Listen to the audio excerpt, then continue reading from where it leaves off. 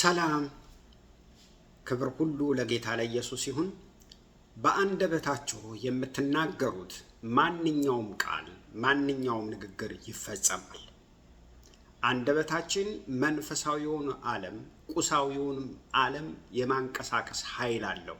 ምክንያቱም መጽሐፍ ቅዱስ ሕይወታችን በእጃችን እንደሆነ ሕይወታችን በአንደበታችን እንደሆነ የእግዚአብሔር ቃል ይናገራል።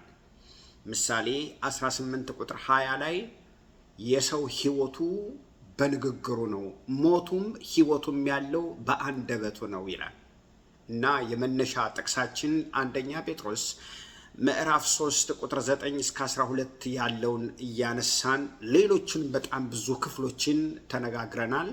አሁንም የመነሻ ሐሳቤን እሱን አነብና ጸልየን እንጀምራለን። አንደኛ ጴጥሮስ ምዕራፍ 3 ቁጥር 9 እስከ 12 ምን ይላል? ክፉውን በክፉ ፋንታ ወይንም ስድብን በስድብ ፋንታ አትመልሱ፣ በዚህ ፋንታ ባርኩ እንጂ በረከትን ልትወርሱ ተጠርታችኋል።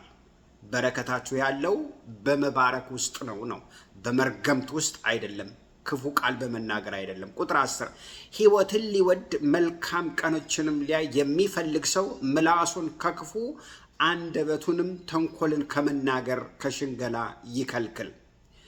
ከክፉ ፈቀቅ ይበል፣ መልካምንም ያድርግ፣ ሰላምንም ይሻ ይከተለውም። የጌታ ዓይኖች ወደ ጻድቃን ናቸው፣ ጆሮቹም ለጸሎቶቹ ተከፍተዋል።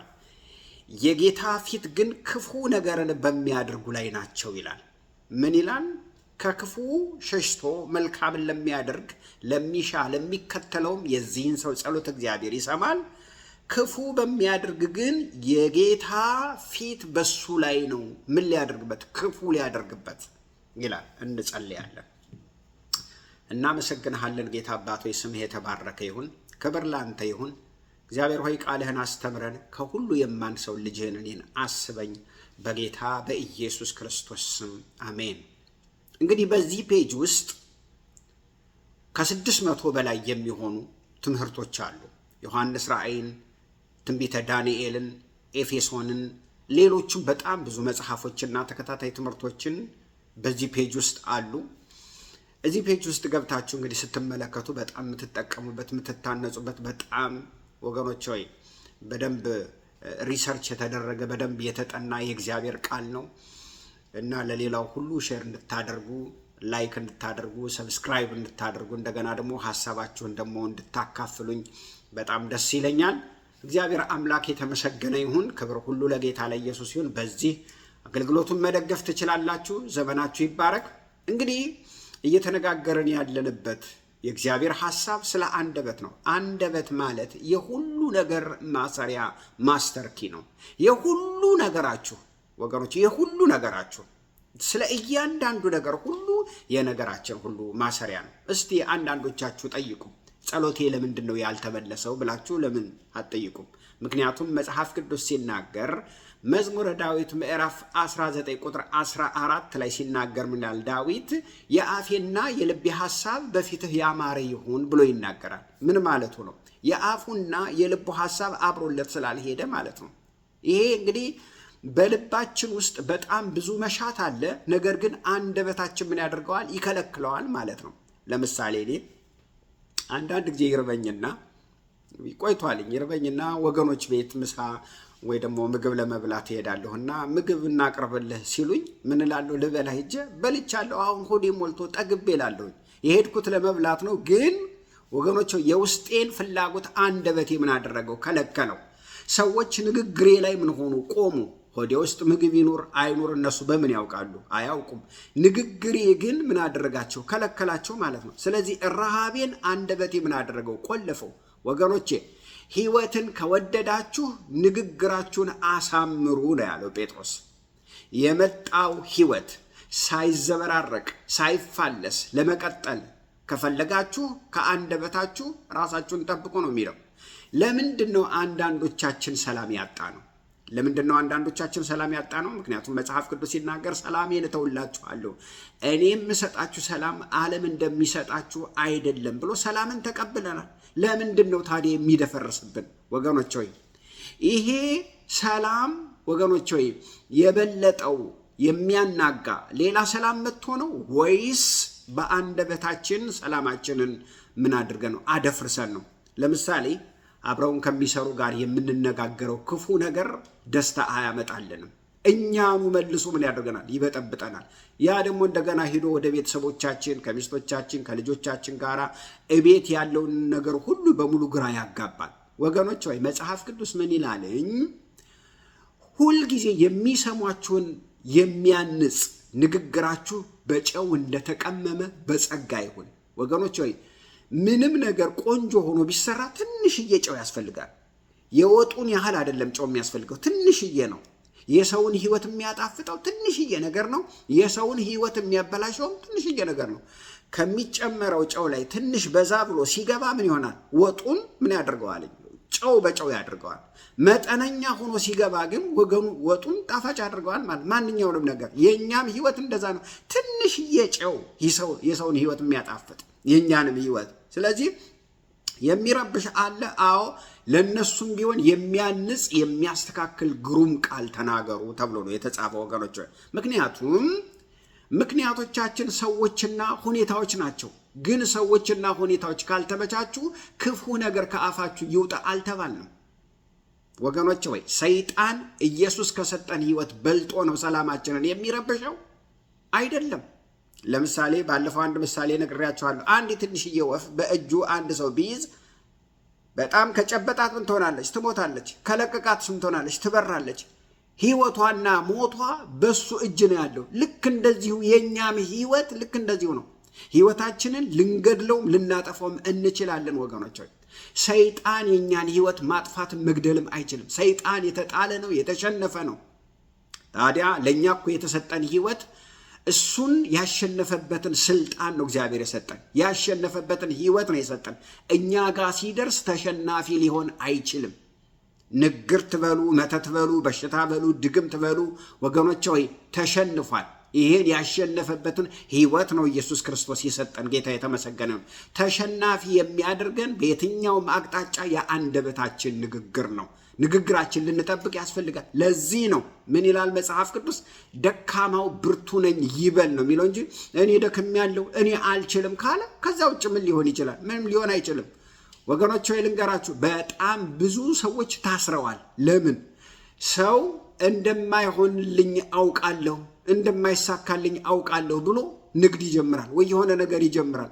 ሳይጀምር እራሱ ነገሩ ምን አድርጎታል? አበላሽቶታል። ከዛ በኋላ ድካም ነው፣ መቀመጥ ይሻለዋል። ምክንያቱም የብዙ ነገር ጊፍት ያላቸው ሰዎች አስቀድመው እራሳቸውን አስረው ምን አድርገዋል? አያዋጣኝም፣ ልከስር እችላለሁ፣ ላይሳካልኝ ይችላል፣ ላይሆንልኝ ይችላል ብለው ሳይጀምሩ መጀመሪያ ምን አድርገውታል? በአፋቸው ነገራቸውን አስረውታል፣ ቆልፈውታል። ስለዚህ ቢያደርጉትም አያተርፉም፣ አያዋጣቸውም ማለት ነው። ምክንያቱም መጽሐፍ ቅዱስ ምን ይላልኝ? ሞትና ሕይወት በምላስ ላይ ናት። ሕይወትም ያለው በረከትም ያለው ሰላምም ያለው አንደበት ላይ ነው እያለ ለነገሮቻችሁ ሞትም ትሰጣላችሁ ወይ ሕይወትም ትሰጣላችሁ። ልንገራችሁ፣ በለሷ ናት አዳምና ሔዋንን የገደለቻቸው ወይስ ከእግዚአብሔር አፍ የወጣው ቃል ነው የገደላቸው? ወገኖቼ ወይ ኦልሬዲ እኮ ቃሉ ከአፉ ወጥቷል ከእግዚአብሔር አፍ። ምን የሚል? በለሷን በበላችሁ ጊዜ ሞትን ትሞታላችሁ ብሎ ነግሯቸዋል። ስለዚህ በለሷ ሞትንና ሕይወትን የምትለይናት እንጂ የምታስታውቅናት እንጂ እሷ ገዳይ አይደለችም። ዛሬ ማወጅ አለባችሁ። ከአፉ የወጣው ቃል ነው የገደላችሁ። ስትበሉ ትሞታላችሁ ያለው ቃል ነው የገደላቸው እንጂ በለሷ ሞትና ሕይወትን ብቻ ነው የለየችላቸው። ዛሬ አውጁ። ዘመኔ ይፈወሳል፣ ሰላሜ ይፈወሳል፣ ጤናዬ ይፈወሳል፣ ነፍሴ፣ መንፈሴ፣ ስጋዬ ይፈወሳል፣ ኑሮዬ፣ ትዳሬ፣ ልጆቼ ይፈወሳሉ በሉ። ምክንያቱም መጽሐፍ ቅዱስ የሚለው ምንድን ነው? የዚህ ሁሉ መፍትሄ ገላትያ ምዕራፍ 3 ቁጥር 13 ላይ በእንጨት ላይ የሚሰቀል የተረገመ ይሁን ተብሎ እንደተጻፈ ሁሉ ክርስቶስ ስለኛ እርግማን ሆኖ ከሕግ እርግማን ዋጀን ይላል። ምን ማለት ነው? መርገምትህን ሁሉ ወስዶልሃል፣ ጥፋትህን ሁሉ ወስዶልሃል፣ አንተ ላይ ያለውን በደል ሁሉ ሞትህን ሁሉ ወስዶልሃል ነው እያለ ያለ። ይሄንን ደግሞ ሲናገር ምን ይላል? ቁጥር 14 የመንፈስ ተስፋ በእምነት እንድንቀበል የአብርሃም በረከት ወደ አሕዛብ በክርስቶስ ኢየሱስ ይደርስ ዘንድ ነው ይላለኝ። ምን ማለት ነው? በረከት ሁሉ ወደ አንተ መጥቷል። እግዚአብሔር በአብርሃም በኩል ለአብርሃም ወንጌልን ሰብኮ ሲያምን እናንተ የአብርሃም ልጆች ሆናችኋል፣ በረከቱ በሱ በኩል እንዲደርስ በረከቱ በክርስቶስ በአብርሃም በኩል ወደ እናንተ መጥቷል ነው የሚለው። አለቀ፣ መጥቷል። የምታመጣው የምትጎትተው ነገር የለም። መጽሐፍ ቅዱስ የሚናገረው ምንድን ነው? መዝሙረ ዳዊት ምዕራፍ 122 ቁጥር 6 ላይ ለእስራኤል ሰላም ይሁን ብላችሁ ስትጸልዩ ሰላሙ ወደ እናንተ ይመለሳል ይላል። ለአንተ ለራስህ ሰላሙ ይመለስልሃል ይላል። ለምን? ሰላም ይሁን ስላልክ ማለት ነው። መርገምት ይሁን ስትል መርገምት ይሆናል። ሌላ ነገር ስትናገር ሌላ ይሆናል ማለት ነው። ስለዚህ የአብርሃም በረከት ወደ እናንተ ይደርስ ዘንድ በማለት በክርስቶስ ኢየሱስ ያለውን በረከት ወደኛ መጥቷል። ስለዚህ በአንደበታችሁ ያበላሻችሁትን ሁሉ ቃል መልሳችሁ እንደገና በአንደበታችሁ ማለት አለባችሁ። በአንደበታችሁ ቃል መሻር አለባችሁ። ከዚህ በኋላ ምን አድርጌ ምን ይለወጥልኛል ሊሆን አይችልም አትበሉ። ኦሬዲ ዋጋ ተከፍሎላቸዋል። በአንተ አይደለም የሚለወጠው፣ በተከፈለው ዋጋ ነው። ስለዚህ ለዚህ ደግሞ አጽንቶ ሲናገር ምን ያህል ገላትያ ምዕራፍ 5 ቁጥር 1 በነፃነት ልንኖር ክርስቶስ ነፃነት አወጣን።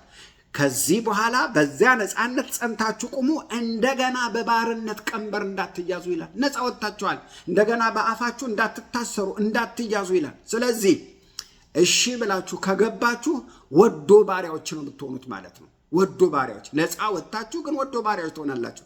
ዛሬ በራሳችሁ ላይ፣ በኑሯችሁ ላይ፣ በሰዎች ላይ፣ በቤተ ክርስቲያን ላይ፣ በአገልጋዮች ላይ መልካምን ቃል ተናገሩ።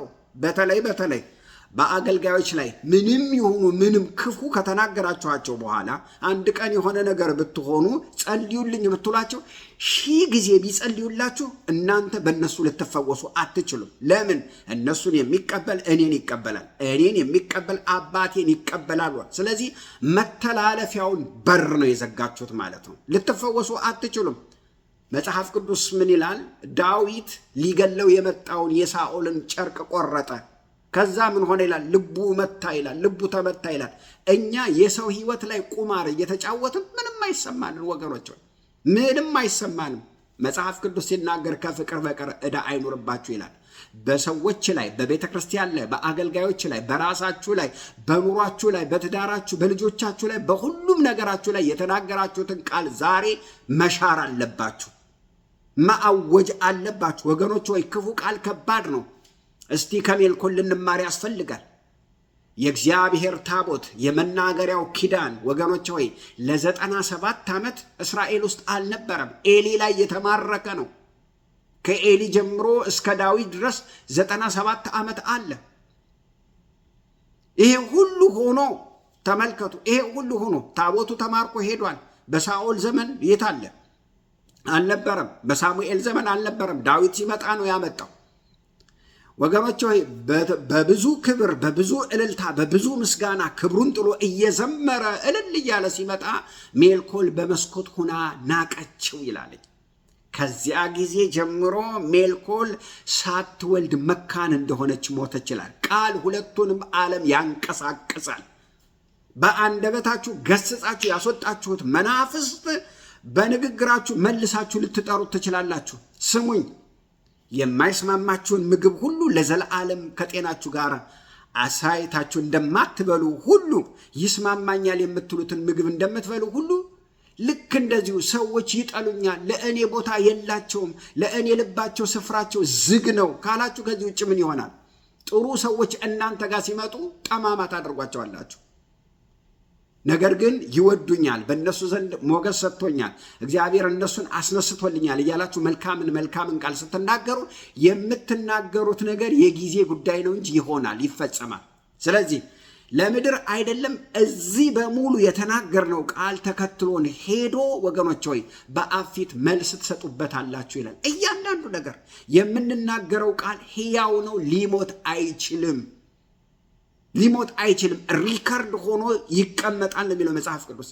ዛሬ ያልተመቻችሁ ነገር ላይ ይመቸኛል ብላችሁ ማወጅ አለባችሁ። ቃል አውጡ። ለተዘጋው ነገራችሁ ይከፈታል ብላችሁ ተናገሩ።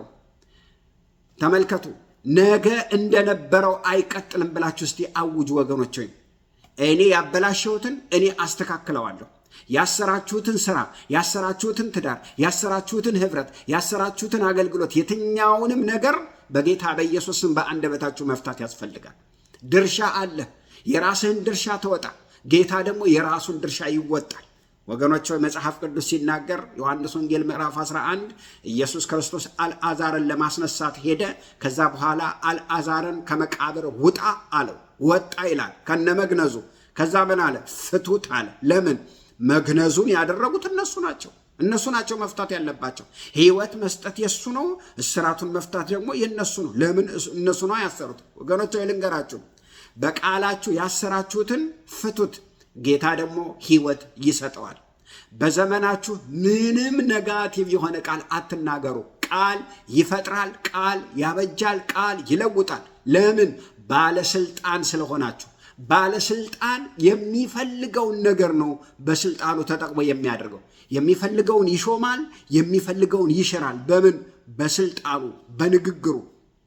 ለመሾም ሌላ ስልጣን አይጠቀምም፣ ለመሻርም ሌላ ስልጣን አይጠቀምም። በአንዱ ስልጣን ሁሉን ነገር ማድረግ ይችላል።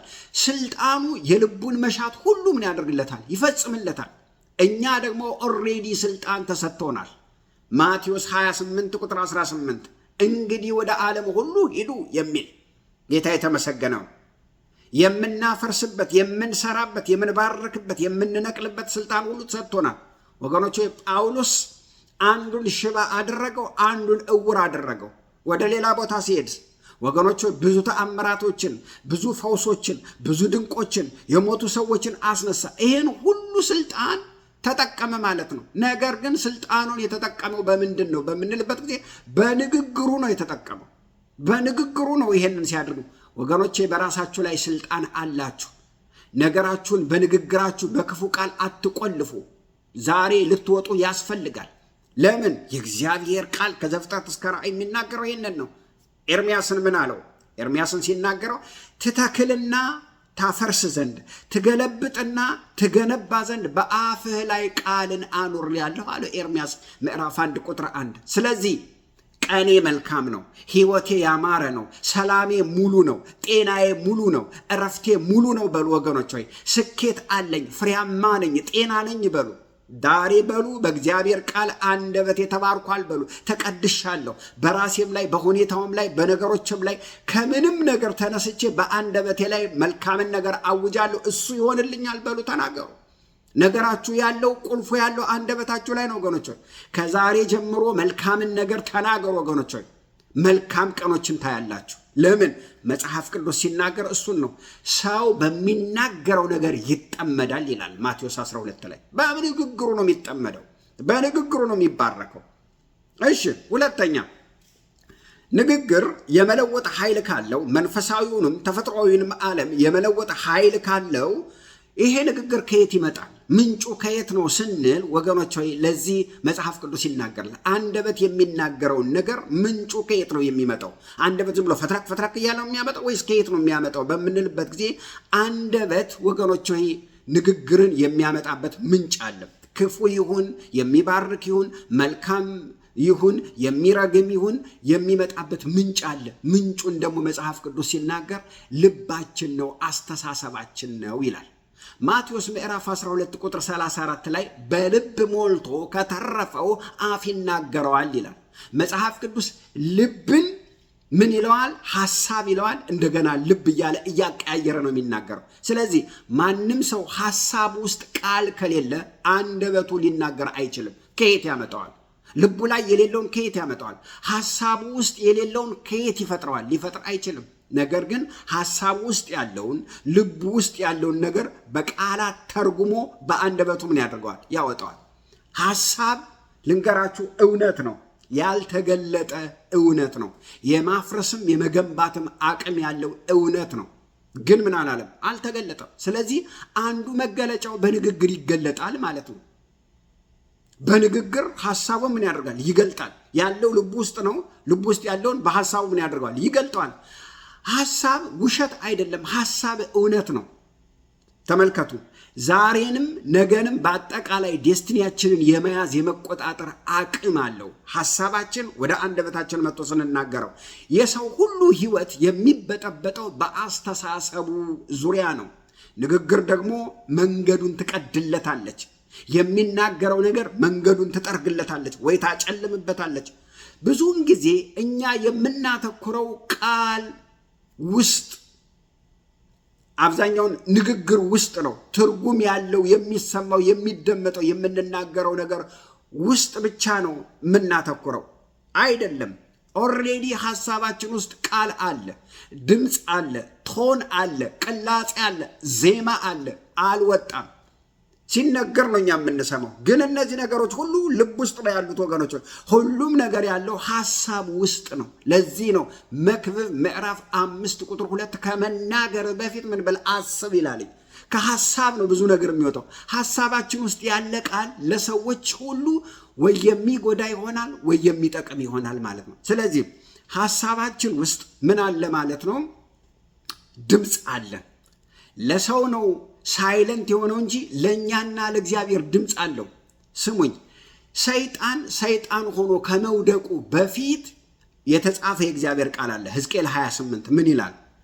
ሰይጣን በአንደበቱ አልተናገረም፣ ከአፉ አልወጣም። ምን ይላል የእግዚአብሔር ቃል? እንደ ልዑል እመሰላለሁ፣ ከእግዚአብሔር በላይ ዙፋኔን ከፍ አድርጌ እሰራለሁ፣ በልብህ አልክ ነው የሚለው። በልቡ ነው ያለው። ይሄንን ቃል ማንኛውም መላእክት አልሰማም። ይሄንን ቃል የሰማው ማን ነው? እግዚአብሔር ነው ወገኖች ሆይ። ስለዚህ ለእግዚአብሔር ድምፅ አለው፣ መልእክት አለው፣ ትርጉም አለው። ተናግሮ አይደለም ሰይጣን የወደቀው። ስለዚህ ይናገርም ይታሰብም ለእግዚአብሔር እኩል ነው። የጊዜ ጉዳይ ነው፣ ይወጣል። ምክንያቱም ሰው ያሰበውን ነው የሚናገረው። ሳታስቡ ልትናገሩ አትችሉም። በልብህ አልክ ነው የሚለው። በልብህ ተናገርክ።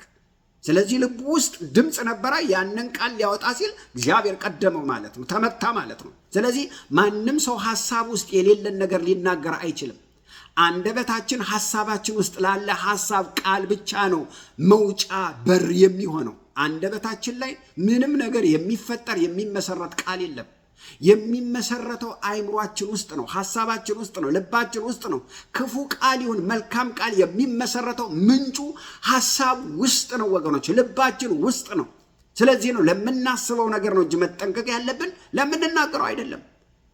ለምን አስረዳችኋለሁ። ምክንያቱም ከልብ ሞልቶ አፉ የተረፈውን ነው ይላል። አንድ ሰው ቢሳደብ ስድብ ልብ ውስጥ ስላለ ነው። አንድ ሰው መልካም ቢያደርግ ልብ ውስጥ መልካም ስላለ ነው ወገኖች ሆይ። ይሄንን ነው መጽሐፍ ቅዱስ የሚናገረው። ስለዚህ አንደበት ላይ ያለውን ክፉ ቃል ለማጽዳት የመጀመሪያ ሐሳብን ማጽዳት ዋነኛ ነገር ነው። ለምን? የእግዚአብሔር ቃል ኤፌሶን ምዕራፍ 4 ላይ በአእምሯችሁ መንፈስ ታደሱ ተለወጡ ይላል። ሮሜ ምዕራፍ 12 ደግሞ በልባችሁ መታደስ ተለወጡ እንጂ ይህንን ዓለም አትምሰሉ ይላል። ምን ማለት ነው? ከቃል በፊት የምንቀይራቸው ልባችን ውስጥ የተቀመጡ ሐሳቦች አሉ። ሐሳብ ውስጥ ተቀምጦ የመቀየር አቅም አለው በሐሳብ ጊዜ ማለት ነው። ምክንያቱም ከአፍ ከወጣ በኋላ መልሰን ማስተካከል አንችልም። ወጥቷላ። ለምሳሌ ምግብን አፋችሁ ላይ እያለ መጥፋት ትችላላችሁ። ነገር ግን ሆዳችሁ ውስጥ ከገባ በጨጓራችሁ ተፈጭቶ ወደ አካላችሁ ውስጥ ከሄደ በኋላ ግን ልታስተካክሉት አትችሉም። ማንም ይህንን ነገር ምን ሊያደርግ አይችልም፣ ሊያስተካክል አይችልም። ከዛ በኋላ ወይ ይጠቅማችኋል፣ ወይ ይጎዳችኋል፣ ወይ ያሳመማችኋል፣ ወይ ጤና ይሰጣችኋል። የሚጎዳም ነገር ልባችን ውስጥ ከመውጣቱ በፊት ልናስተካክለው እንችላለን። በሐሳብ ውስጥ እያለ ማስተካከል እንችላለን። ልክ አፋችን ውስጥ እንዳለ ምግብ ማለት ነው። ሐሳብም ወገኖች ሐሳብ ውስጥ ያለን ነገር ቃል ሆኖ ከመውጣቱ በፊት ልንቀይረው እንችላለን። ይሄም እድል ተሰጥቶናል።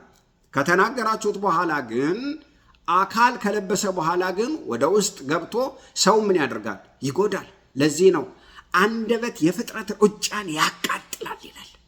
የፍጥረት ራእይን፣ የፍጥረትን ተስፋ፣ የፍጥረትን የመኖሩን ምክንያት ምን ያደርጋል? ያቃጥላል ይላል መጽሐፍ ቅዱስ ሲናገር። ልንጠነቀቅ የሚያስፈልገው ይሄንን ነው። ስለዚህ ከተናገራችሁ በኋላ አካላችሁ ውስጥ ይገባል። ልክ እንደ ምግቡ ይፈጫል። ከዛ በኋላስ የሰውን ሕይወት ይጎዳል። ንግግርም ልክ እንደዚሁ ነው።